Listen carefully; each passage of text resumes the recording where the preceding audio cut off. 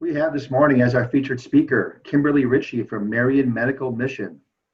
Welcome, Kimberly. Good morning. So I'm with Marion Medical Mission. Most of you know that we are a local nonprofit that are working to end the world's water crisis one village at a time. We have built over 39,000 wells since 1990, and we've brought clean water to 5 million people. It's an absolutely amazing story, and I'm excited to share a little bit more with you about how you can help me share that, because I do have some very specific asks. I sent all of the members an email just before we started, and just a place where you can respond back to me as you're brainstorming and thinking of ideas. I will be contacting those names you send me. I want to have a one-to-one with you so we can talk a little bit more about those people and figure out the best way that I might be able to meet them. Right, so I think that a picture does say 1,000 words, and so I want to share with you a quick video. It's only 90 seconds long. It's about our work last year in 2019.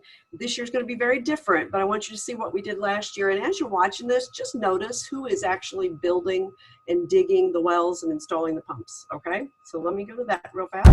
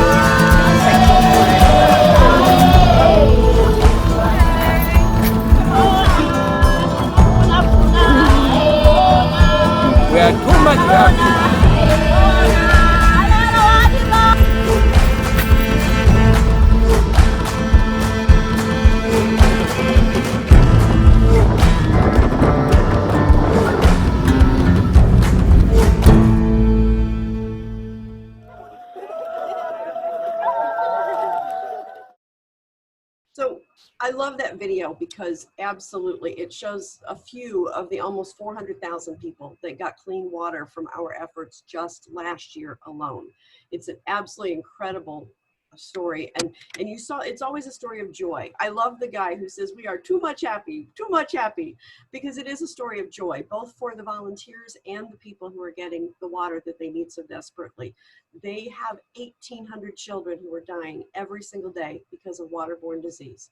These are 100% preventable deaths that could be stopped if we simply build a well that costs $450. It's nuts. But I asked you to notice who is actually building the wells and installing the pumps. And it's not the volunteers. The volunteers, the African name is the Mzungus, which means white person. We go because we are the ones who validate it, and we are the ones who come back excited and tell the story.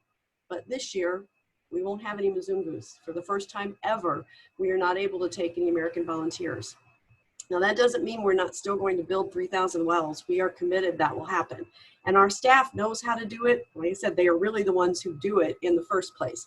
But what we won't have is the volunteers to come back and share those stories.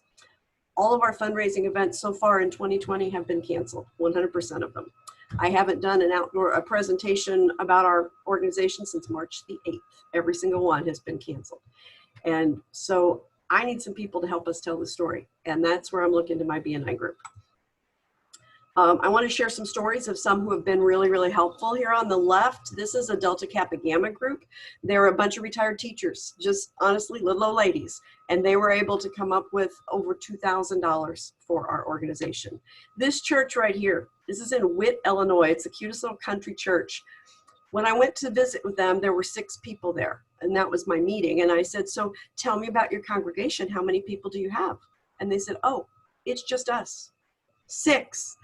I drove an hour and 15 minutes to meet with 6 people, and they still came up with over $5,000 from their treasury and some fundraising activities that they did. This group right here represents St. Zion Lutheran in Muscuda, who you can see their goal was to raise money for 10 wells. They ended up raising money for 13 wells. This was when I spoke to a Columbia Rotary Club, and this was a Kiwanis Club in Collinsville that I spoke to. And you can see none of these are anything fancy. They're not huge. They're small groups. And I know that all of these organizations, maybe not this one, but all the others are now meeting online. And that gives me all kinds of opportunities. I can now talk to people who are in Texas or California or New York or anywhere in the world if they're meeting through Zoom. So my request here is, who do you know that's part of a group that is meeting online? Whether it's a church or a Rotary Club or a group of educators or some other sorority type organization, those would be phenomenal referrals. And I don't necessarily need the leader of the group, just who's involved in them, because I could talk with them and they could maybe introduce me then to the leader who does the scheduling. And whether I talk to them via Zoom or I send a video like you just saw, that's a great way to get my foot in the door. I'll show some more stories here.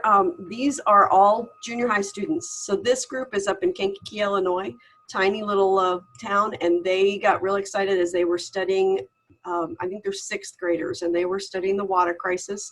They did an art show. You can see some of their African art, and they sold these to their parents and friends. They used water jugs to collect money over a 2-month time period, and then they did some fundraisers like collecting things, and they ended up buying a well. This group is out in Virginia, and the science teacher found us online. She's doing a study about the water crisis and how the next war could actually be fought over clean water. And so they helped to do fundraising. They got the whole school involved, and they actually funded 3 wells. This is at Whiteside Middle School right here in Belleville. They read a book called A Long Walk to Water, and one of the teachers who's the sponsor of National Honor Society, she was one of my former students who knew what I was doing, had me come in and talk to them, and they ended up raising money for 2 wells that got the whole school involved. All 3 of these are public schools. This one is a parochial school that's up in Michigan. They studied with our Vacation Bible School activities. They used those as they were studying the water crisis, and they wrote an original play about the water crisis, and this is them acting it out. They raised money for 3 wells. And with the kids, of course, it's not as much about how much money they raise, but it's about sharing with the next generation. These are the kids who are just foolish enough to believe that we can change the world. They're not jaded by all the things that adults have come to. So it's really fun to work with kids, and we do have activities for all ages, but I think really we can tailor that middle school group very well. And a lot of folks are looking at homeschooling as an option this year because of all of the problems with the COVID and everything. And so if they're looking for activities that they can do in the co-ops or even one-on-one, I'd love to talk to them about what opportunities we might be able to offer them. So those are my 2 big asks. Who do you know that's involved in a group that meets virtually, whether it's a weekly or a monthly or whatever? I would love to speak to them online or send them some videos. And who do you know that's involved with educating young people, especially that middle school age? I think that we can really provide some great stuff to be a blessing for them. And so then I have one last thing for you here. Those were my asks. Thank you very much. And that's what I needed to share with you again. Kimberly with Marion Medical Mission, because water is life. Thanks, Kimberly. Great job. I think it's fantastic. You know, with some doors have closed with what we're doing remotely now, but so many more doors are open for you, and you're taking advantage of that with these Zoom meetings, and you're able to go really anywhere you want now to talk to groups to help your mission here. So love to hear any questions or testimonies for Kimberly. If anybody has any, let's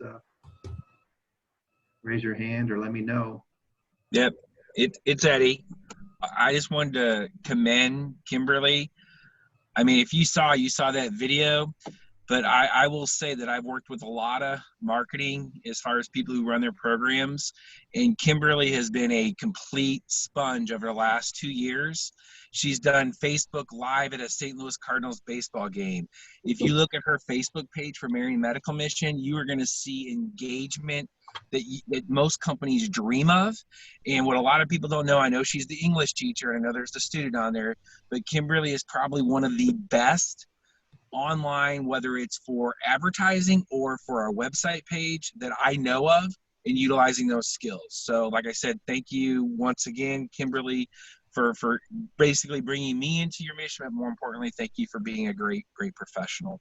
Thanks, Eddie. That's very kind. Thanks, Eddie. You know, it is true. You can teach old dogs new tricks. Because Kimberly's a couple months older than me, so I can't learn, but thank God she can.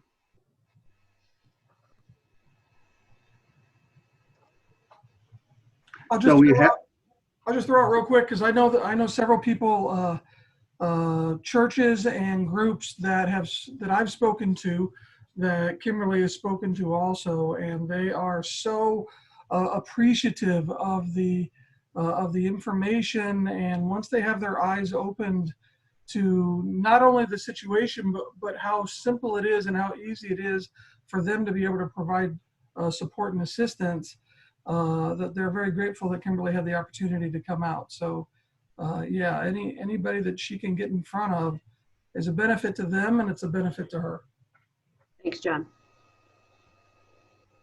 Great, thanks everybody. You all have our marching orders, very simple instructions from Eddie on how to help Kimberly. Kimberly also sent an email out. Please respond to her directly about groups that can help her out. Really simple ask from her today. So let's give her some referrals. She does a great job with what she does, getting in front of people.